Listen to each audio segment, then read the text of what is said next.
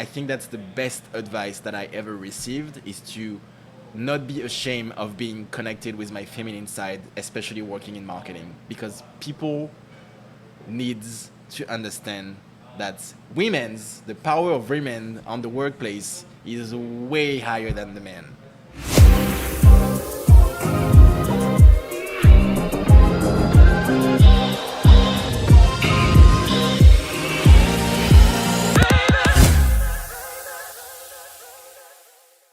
Today I have the huge pleasure to welcome Anthony Paulin, our the eminent marketing director of Sexy Fish Miami. So first of all, welcome to this podcast. It's a huge pleasure for us to welcome you here. So could you please introduce yourself the way you want? The way you want.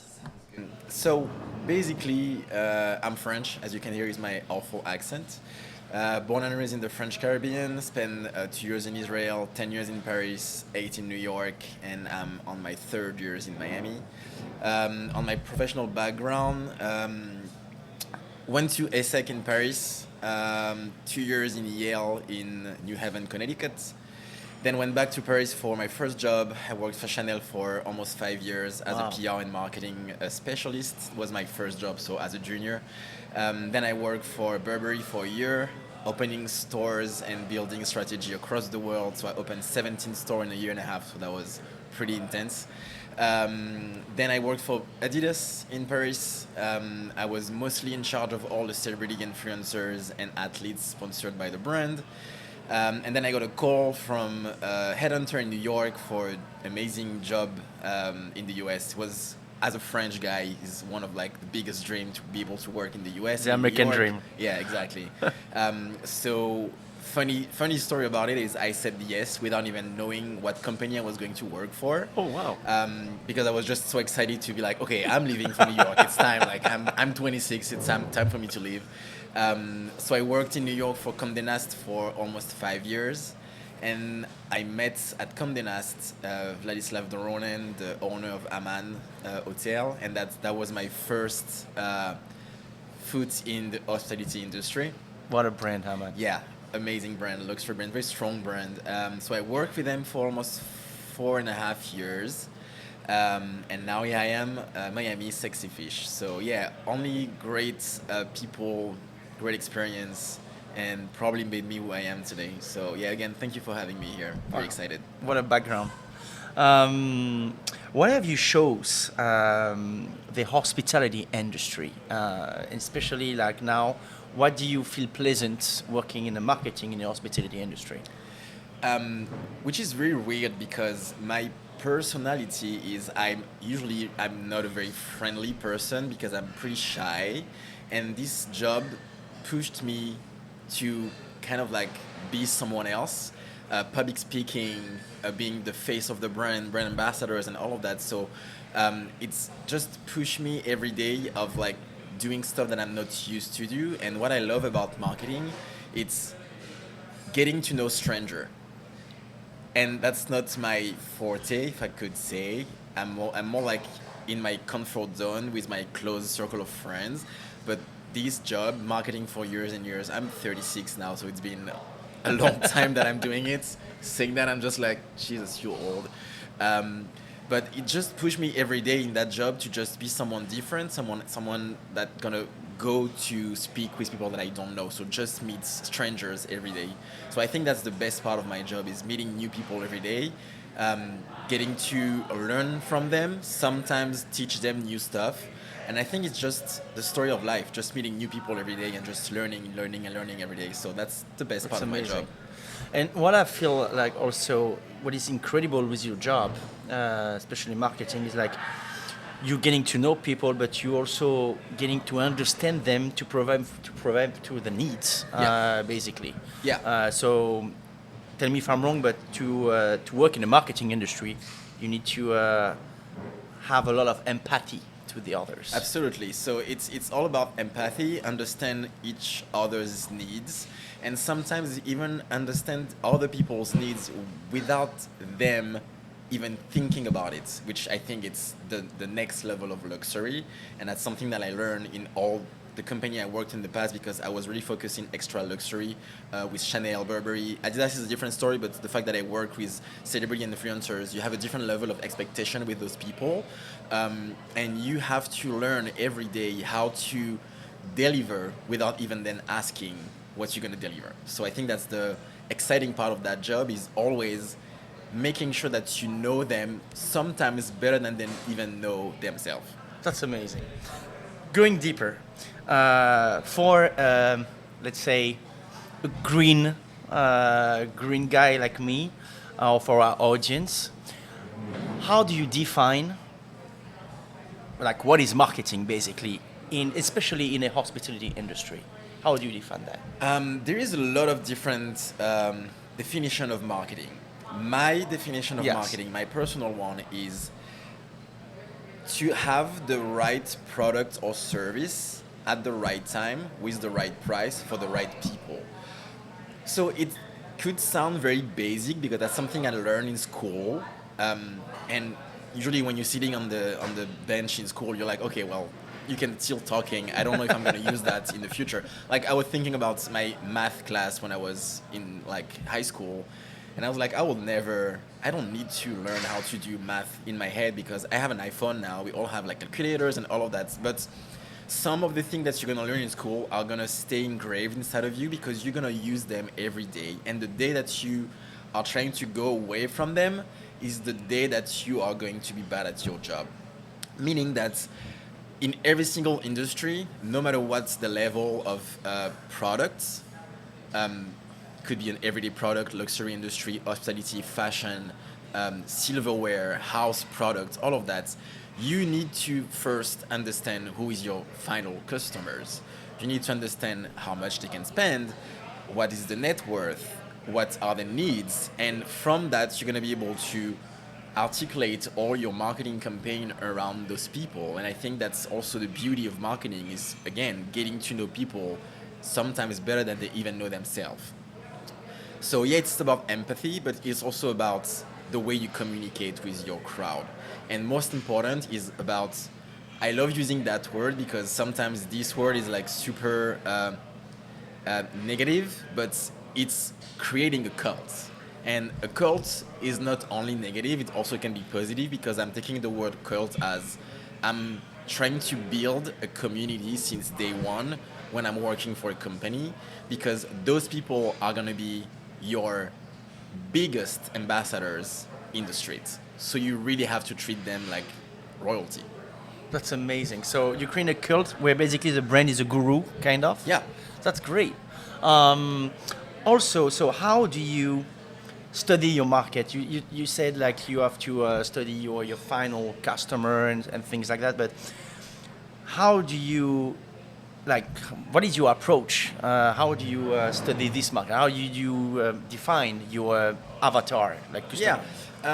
So again, it depends on the product you're selling. Right now, I'm working for Sexy Fish, so of course we have an amazing restaurants with great food, but it's also what the competitors are doing, and most of the marketers, I should say, are scared of the competition because they are the one taking the money away from them and taking the clients.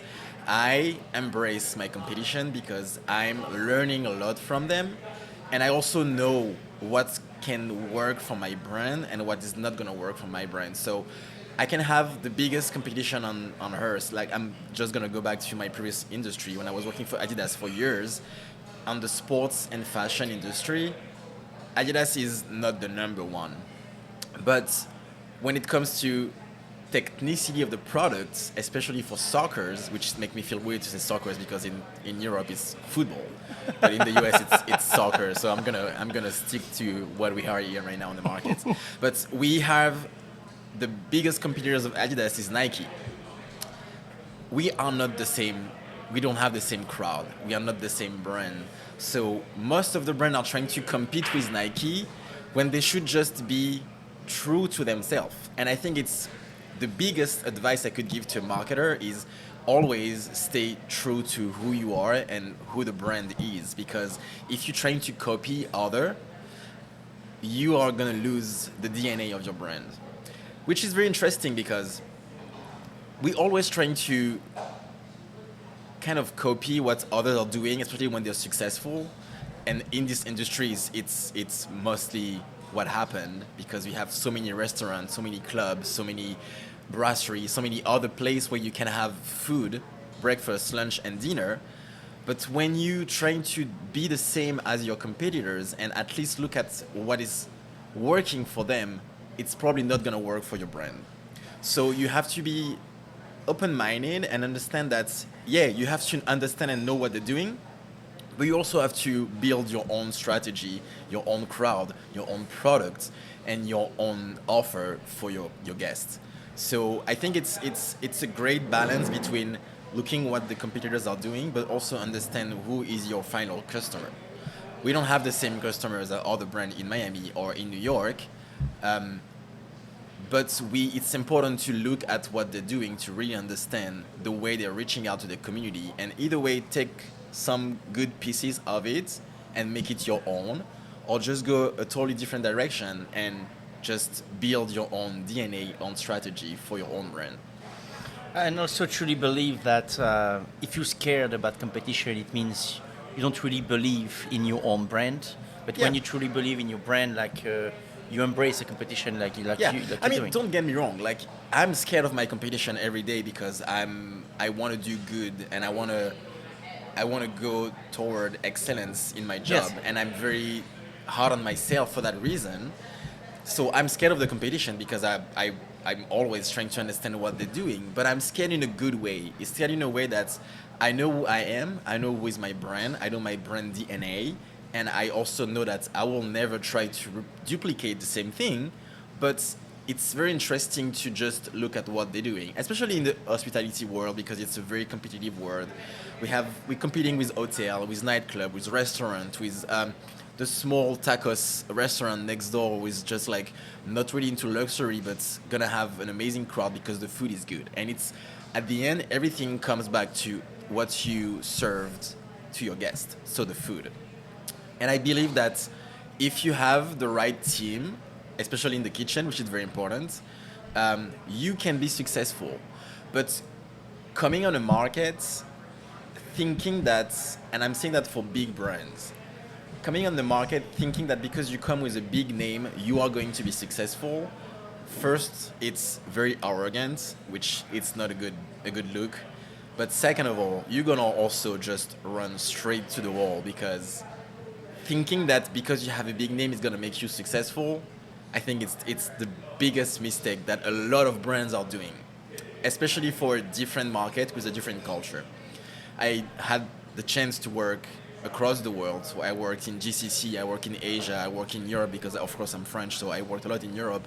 I work in South America, and now I'm on the US market since 2014, so I'm on my 10 years now. Jesus Christ. Um, every single market gonna regroup the same brands. You're gonna have Adidas in the US, Nike in the US, but you're also gonna have Nike Asia, Nike in GCC, Nike in South America, and all those brands thinking sometimes that because they're coming on the market with a big name, they're gonna be successful. Most of the time, they're gonna fail. So I think it's the biggest part of marketing is keeping the brand humble and also understand the difference in culture, difference in market, difference in the way of spending money, because we are all different. We're all from different countries, different cultures, and we have to respect all of that. And that's probably one of the biggest challenge in marketing is to adapt a US strategy to a GCC strategy. This is fantastic, very interesting because actually Sexy Fish is going to open Dubai. Yeah, absolutely. They are in London, Manchester, and now in Miami. So you're facing different markets. Yep. But you're working with one brand. So what is your approach and what are your strategies when you're facing this kind of situation? So you have to stick with the DNA of your brand. It's very important because you have a brand guideline, you have to follow the guideline, but you also have to be flexible enough to adjust to different culture, different religion, different way of communicating with your guests, different languages. We opening in Dubai. The market in Dubai is very different than the European market or the US market. The market in Dubai is very very specific to the GCC and to the Muslim religion. So they are kind enough to welcome a lot of brands and give us the opportunity to develop our strategy and companies in their country. I think we also have to be mindful that they don't have the same way of reacting to our Instagram campaign or our entertainment. So we have to be mindful of that and mindful of the fact that we have to communicate in a different language. We have to adjust and adapt, but we also have to respect the religion and the culture to make sure that the brand is going to be successful. And I've seen a lot of brands, not only in this industry, but also in fashion, because I had the issue when I was working at Burberry, opening a few stores in Dubai and Abu Dhabi and Saudi Arabia, and thinking that because Burberry was so strong and so big and such a huge presence on the fashion luxury market, that's just opening in a different country, we're going to be successful. Well, the first store opened in Dubai in 2008, I think it was 2008, closed a year and a half after because the strategy was not built for the GCC. So we just took a huge step back, understand exactly what was not working, and went back with a different strategy, and it worked. And the store is still open and still doing amazing numbers.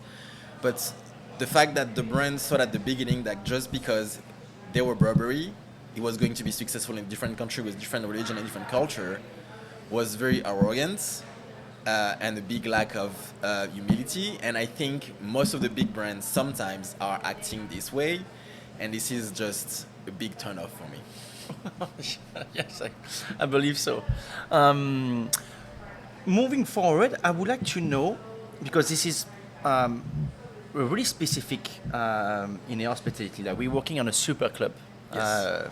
So you have different experience. What is your approach? How do you market that? I'm starting always to get to know my customers. I think it's very important to know exactly who are the people who are just opening the door, coming here, spending a great times, and spending money. If you don't know who is your final customers, that's going to be very difficult for you to adjust and adapt your language, your wording, your way of communicating with them, the offer that you're going to give them. So I think the main point is to, first of all, know your brand, define your brand DNA and guideline, and from that, make sure that you are interacting with your crowd in the right way. But to interact with your crowd in the right way, you have to know who is your crowd. So it's just another competitive analysis on going on the market, going outside, see what other competitors are doing, see who is your final customers, the way you're communicating with them. Are they answering emails? Are they more text? Are they more social media? We also have different generation now. We have the Gen Z, the millennial, and all of that. So I don't even know what generation I am because I don't want to say that I'm 36. I'm still 29 in my head. But they all have a different way of communicating and also a different way of receiving the information and the message. So if your message is not clear and targeted to the right audience, you're gonna fail. So that's my main focus when I'm like starting a new activation, a new program, working for a different brand, is to really understand the core of the brand, the DNA of the brand, but also the core of our final customers and guests.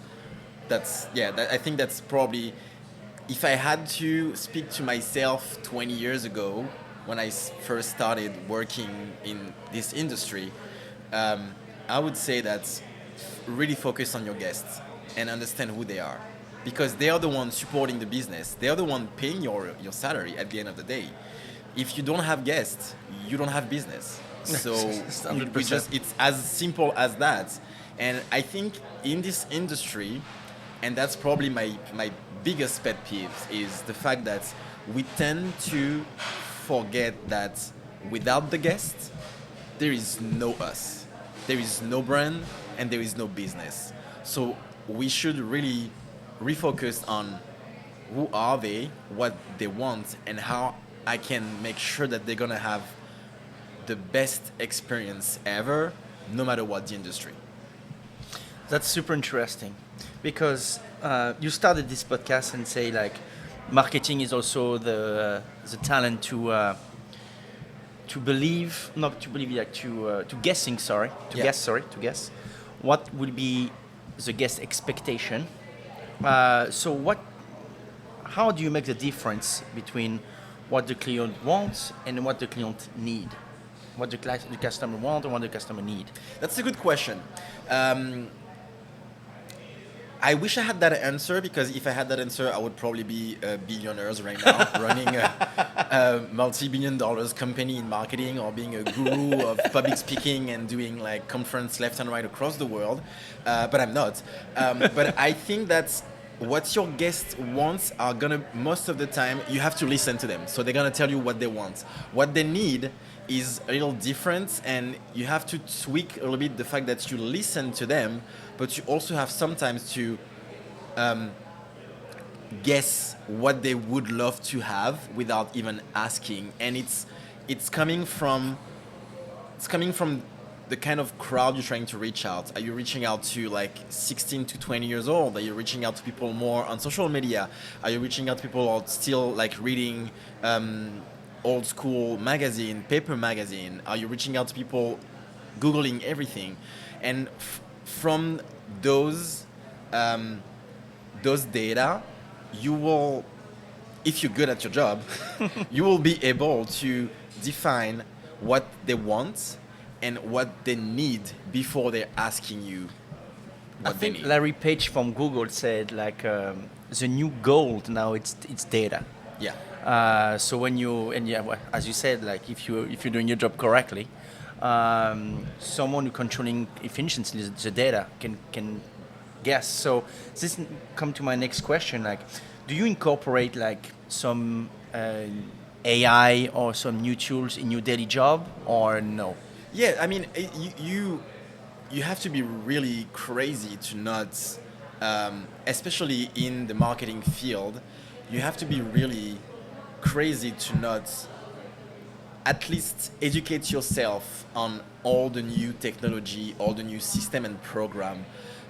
Marketing is also staying on top of every single trend. So if you're not on top of the new trends on social media or food offer or anything else, if you're not on top of every single trend, you will be old.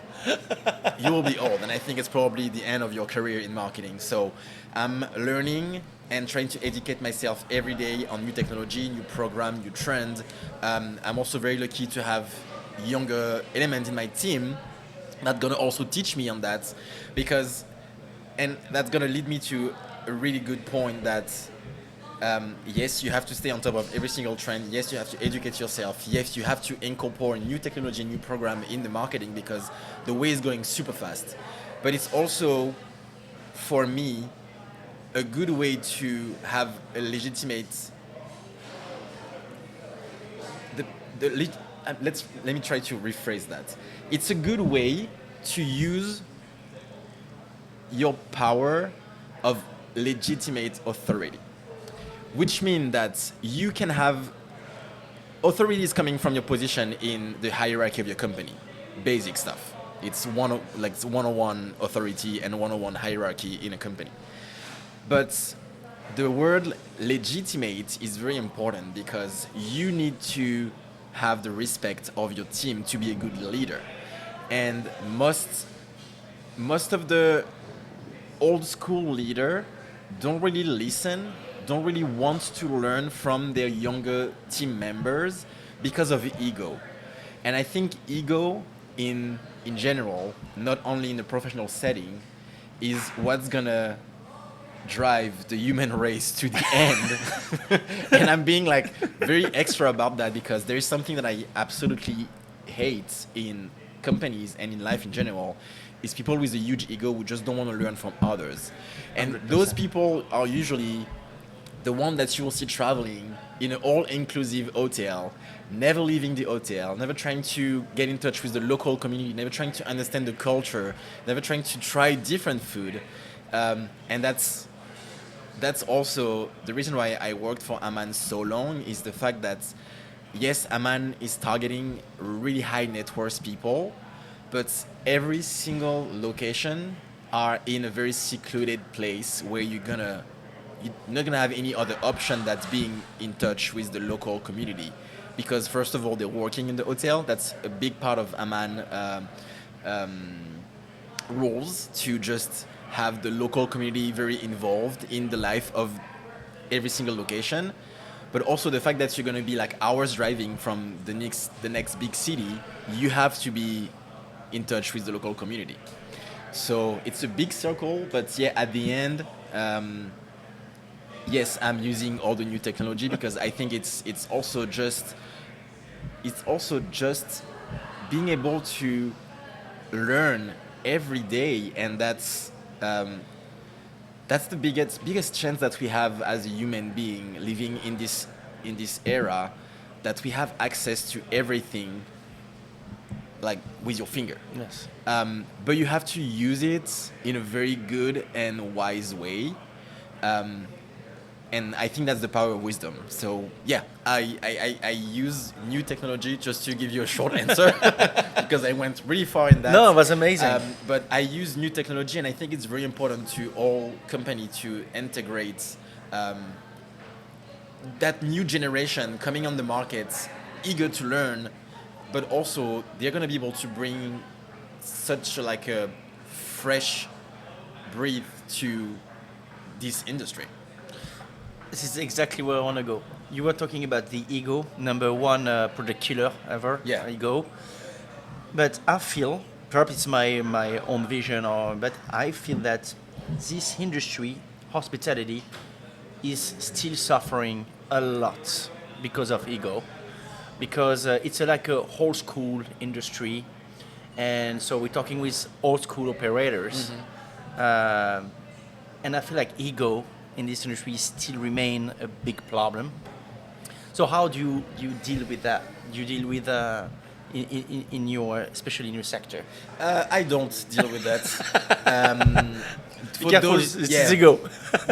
For those probably for those who knows me pretty well, I usually don't waste time with people with big egos. Yeah, you're right. I'm just gonna knock and be like, okay, whatever, and still gonna try to make some changes. But I would say that old school generation with big egos, and it's not even old school. I'm mixing everything. It's not okay. The old school generation doesn't have automatically a big ego. Let's make that really clear. I was lucky enough to work with people from the old generation, from like the old way of doing marketing, the old way of doing business, and I learned so much from them. Yes, but they it's true. also were able to be open-minded and learn from us, younger generation, with new technology, with new way of like communicating, with new needs on the market. So saying that the old school generation has a big ego, it's not a fact. It's just not true. But I understand what you mean when you say that's the old way of doing things, especially in operation, because in their head it's just like everything was working and was successful until now. So why changing something that it's not broken? But it is broken. It's gonna take us so much time to realize that it is broken, and we're starting to see that because you just look at the Miami landscape in this industry. How many people are closing during summer? How many people are just shutting down the business because it's not working? Letting go people because they cannot have so many labor because they don't have the numbers following. So there is a real issue that we're seeing since last summer. And I think we're starting to fixing it. It's gonna take time because we all know that human race needs time to evolve and change and accept the change. I think that's the biggest part, is accepting changes. But I'm very confident that we are going in the right direction. We also have that new generation coming on the market with a lot of brilliant ideas, brilliant new technology. And I think we should just be open-minded and keep learning from them. 100%. So, yeah, that's the whole thing. It's like ego is an issue, but I think ego doesn't come from a generation, but come from the way you were raised, and maybe from also a lack of confidence. True. That's a very good point. True. Talking about new ideas and accepting new ideas in the, I really love, I mean, from my perspective, I really love how marketing in general is moving. For example, if I'm taking the example of Red Bull, Yeah. they never talk about the product, but they always talk about the consumers and what's the philosophy around the brand. Do you feel that there is a similar evolution in the marketing and the hospitality industry? I think it depend of the industry, but I agree with you. I think Red Bull is an amazing company for that reason, and Red Bull is always in my case study because the reason why you have so many people who wants to work for Red Bull is because they're selling you dreams. When I was a student in Paris, I not coming from a wealthy family, so I had to work to be able to afford my lifestyle. And I worked for Red Bull as a student because they had campus ambassadors. At that time, they were called. I don't remember the name of that. But you have the Wings, which was the girls in the Mini Cooper, and then you had the other one. Yes. We didn't drive Mini Coopers, but we were in the campus, like giving left and right Red Bull.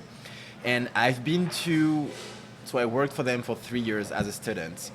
And I've been to maybe 3 or 4 different conferences and like team building and all of that. The power of Red Bull is to make you feel you're part of a community. And we going back to the cult idea. I was so proud to be part of the Red Bull team as a team member, as a team player. Amazing. And all the videos they were showing you during those conferences with the music, the image that they're using, like the athletes and all of that, make you want to give everything you have in life to them. And I think it's a cult.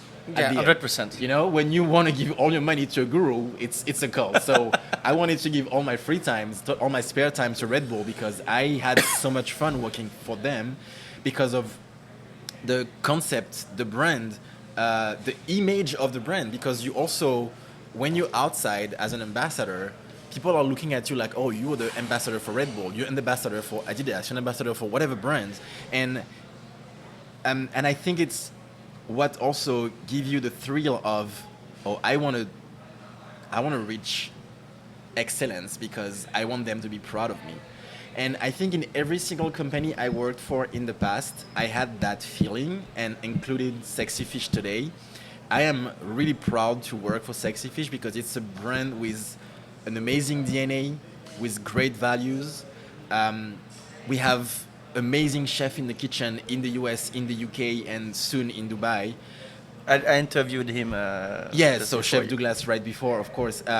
And I think when we all work together, and that's again, I'm just gonna go back to like basic life 101, but when we all work together, we can achieve so many more things than when we work as a one person. If I have to go back to COVID, when the world just shut down and we were all isolated in our own respective apartment, house, for the most lucky mansion in the Hamptons. Island. We realized how important it was to every day be in touch with other people because we need that. And I think it was a great proof of when we work all together in the same direction and we're all on the same page, we just put differences apart, conflicts apart, and all of that, and we just try to reach the same goal, which was at that time survive. We can achieve amazing stuff. And on the professional work environments, it's the same thing. When you are able to lead your team in the same direction, regroup different departments, and just be on the same page, you're gonna achieve so much more than if you're just trying to fight against You become an unstoppable person. machine. Yeah, exactly. And we're going back to full circle again. We're going back to the power of legitimate authority. When you have that legitimate authority and you're respected from your team member, because it's just leading by showing them the right example and showing them that, yeah, you can also do it. So they can do it. You can achieve it. You're good enough to do it. And I think we're missing that in most companies, is having a leader who's going to take the time to say to his team, great job. What you just did was amazing. Thank you for that. And keep pushing, because you're going to achieve great things. And it's sad to know that sometimes we don't take the time to communicate with our team member and say that kind of stuff, because it's very important for a junior or a green marketing manager or something, or marketing advisor, to understand that what he just did has an impact on the company, and a great impact on the company. So I'm not perfect, far from that, but I'm always trying to communicate with my team and let them know that what they just did has a huge impact on the company, and they did an amazing job, and they have to keep doing it. So I don't remember what was your question, because again, I'm speaking way too much. But at the end, I think it's very important to all work together to just make sure that we are on the same page, and we can achieve so much more when we are all going the same direction. I 100% agree with you. I'm just going to do a well-known notion in marketing, a call to action. So guys, as you've seen, we every time hosting really interesting people on this podcast. And have you understand and understood, there is an entire world behind the table where you sit to have dinner. So if you like the hospitality industry, please subscribe to this channel and press the thumb up or leave a comment. Thank you very much.